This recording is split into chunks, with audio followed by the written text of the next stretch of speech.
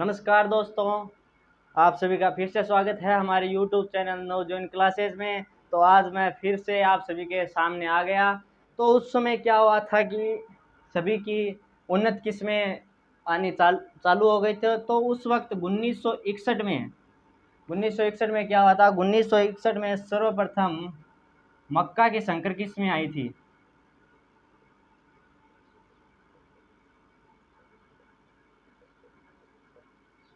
मक्का की संकर किस्में आई थी, गंगा सीरीज आई थी।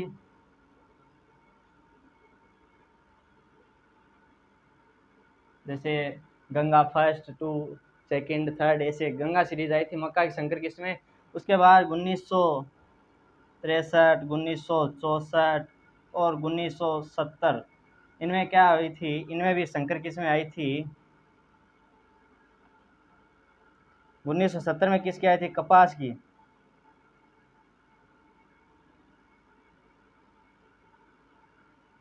1963 में आई थी जवार की और 1964 में आई थी बाजरा की संकर किस्में। ठीक है दोस्तों, 1961 में मक्का की संकर किस्में आई थी गंगा सीरीज, 1963 में जवार की, 1964 में बाजरा की, 1970 में कपास की। उसके बाद में कृषि में क्या प्रोग्रेस हुआ वो भी हम पढ़ते हैं आगे।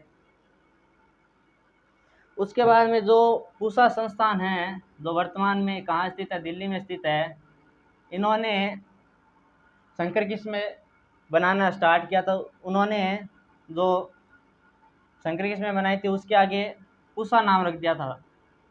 यहाँ से जो भी किस्म आती है वो पूसा नाम से आती है। जैसे हम कोई किस्म ले लेते हैं, जैसे गाजर है, गाजर की संकर किस्में होती है पूसा केसर।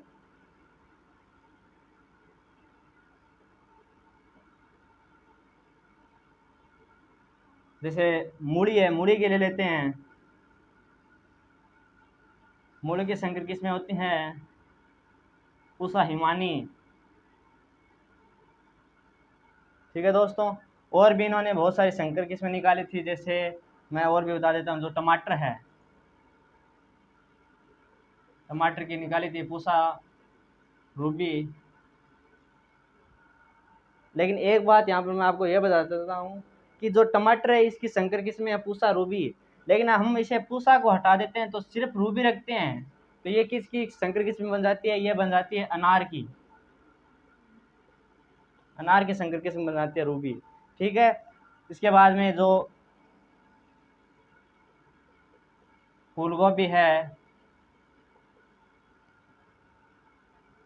इनकी किस्में निकाली गई थी पूसा दीपाली, पूसा केतकी।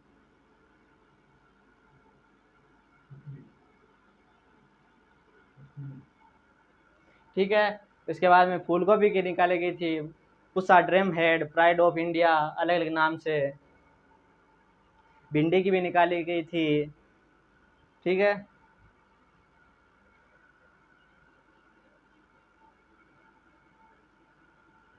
अब जो भारत में जो ये क्रांतियां हैं, वो 4-5 क्रांति है, वो मैं आपको बता देता हूँ। एक थी पूसा क्रांति,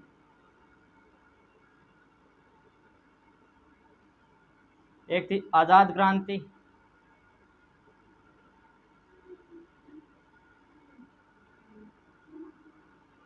एक थी परभनी क्रांति।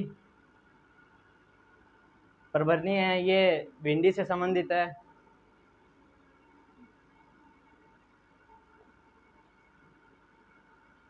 ठीक है, ये जो आज़ाद क्रांति है ये किससे संबंधित है? ये मेथी से संबंधित है।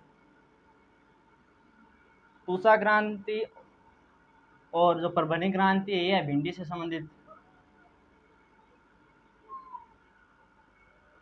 ठीक है दोस्तों, इसके बाद में जो भारत में कृषि का विकास हुआ था आगे, उसमें सन 1929 में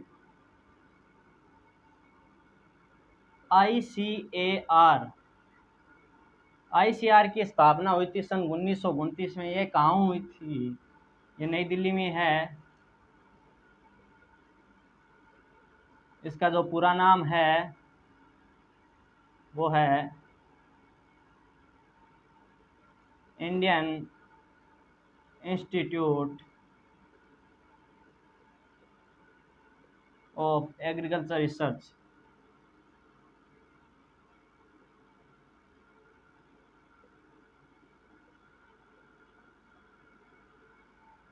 ये हुई थी 16 जुलाई 1929 में।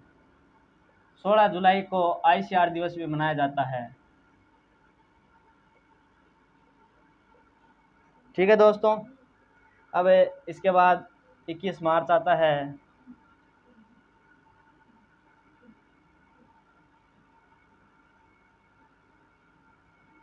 23 मार्च आता है। ये जो कृषि में ये 3 दिन महत्वपूर्ण माने जाते हैं, क्योंकि 21 मार्च को विश्व वानिकी दिवस मनाया जाता है।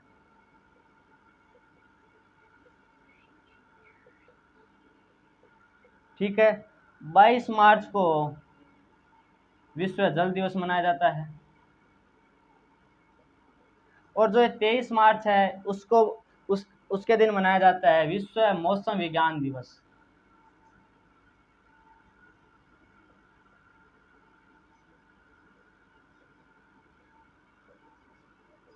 और एक दिवस और भी आता है कृषि में महत्वपूर्ण, ये आता है 23 दिसंबर को।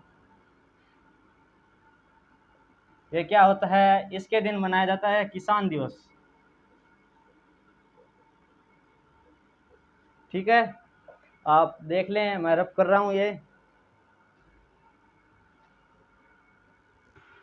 तो दोस्तों, इसके बाद में क्या हुआ था, इसके बाद में हुआ था 1970 में भारत में जो है दुग्ध उत्पादन बढ़ाने के लिए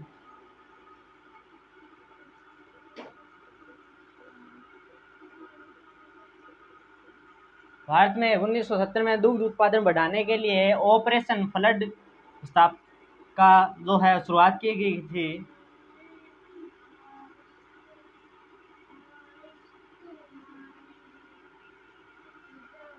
ठीक है दोस्तों, ऑपरेशन फ्लड है वो 3 चरणों में चला था, इसके बारे में मैं आपको बताऊंगा।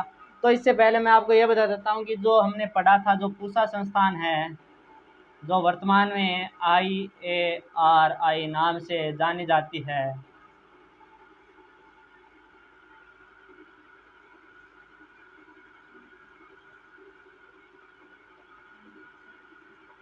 Indian agriculture research institute. ठीक है, तो ऑपरेशन फ्लड है तो ये भारत में स्थापित हुई। इससे पहले क्या हुआ था कि भारत में 1902 डेयरी की स्थापना की गई थी, NDRI और NDDB। ये क्या है, NDRI national dairy research institute, इसकी स्थापना हुई थी 1955 में। ठीक है, ये कहाँ थी, ये हुई थी करनाल, जो कहाँ हरियाणा में है। उसके बाद NDDB national dairy development board, इसकी स्थापना हुई थी आनंद, गुजरात में।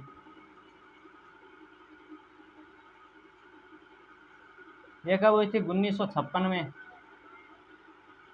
ठीक है, इसमें क्या हुआ था कि भारत में दुग्ध उत्पादन को बढ़ाने के लिए दुग्ध क्रांति या हम कह सकते हैं सफ़ेद क्रांति की शुरुआत की गई थी। ठीक है दोस्तों, तो इसमें दूध उत्पादन बढ़ा था भारत में, और भारत अपने आप में दुग्ध उत्पादन के लिए आत्मनिर्भर बना।